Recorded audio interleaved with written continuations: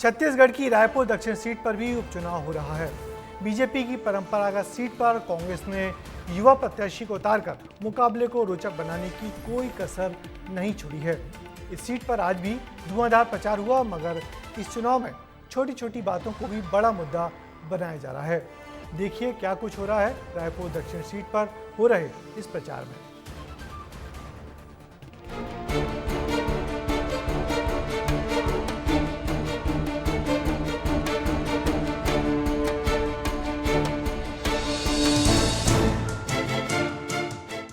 रायपुर दक्षिण के रण में उतरे प्रत्याशियों की किस्मत का फैसला 7 दिन बाद तय हो जाएगा। 5 दिन का बचा हुआ चुनाव प्रचार में बीजेपी हो या कांग्रेस, सभी ने पूरी ताकत झोंकी हुई है।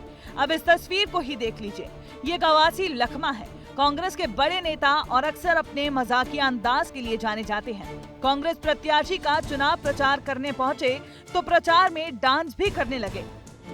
अब दूसरी तस्वीर भी देखिए, बीजेपी के प्रत्याशी जब लोगों के बीच पहुंचे तो एक मांग को लेकर जनता ने खरी खरी सुना दी।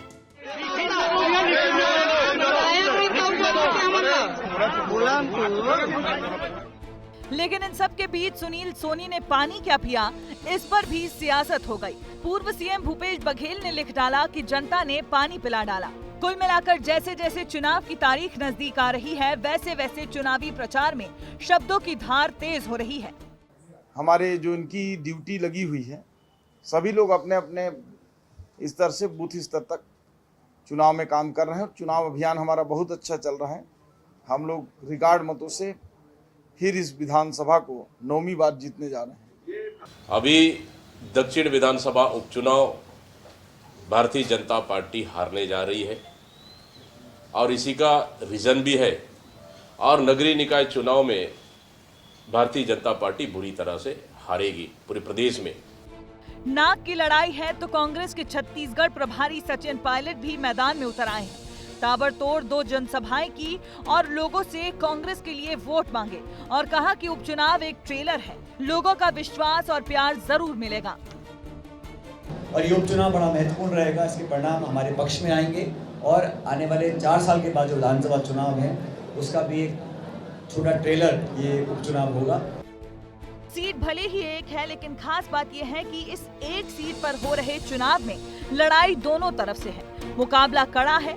एक तरफ बीजेपी की दशकों पुरानी जीत का इतिहास है तो कांग्रेस के लिए लगातार हार के बाद कमबैक करने का मौका है। 23 नवंबर को ये साफ हो जाएगा कि बीजेपी इतिहास दोहराती है या कांग्रेस मौके पर चौका मारती है। ब्यूरो रिपोर्ट, विस्तार न्यूज़।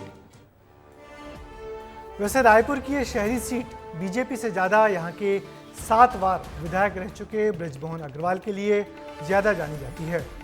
बृजमोहन इस सीट की पहचान रहे हैं, मगर उनको लोकसभा भेजकर पार्टी ने अचानक बड़ा उलटफेर किया और यही वजह है कि यहाँ पर अब उपचुनाव हो रहा है। वैसे बृजमोहन अग्रवाल का रवैया भी इस सीट की जीत हार के अंतर में भी खास असर डालेगा।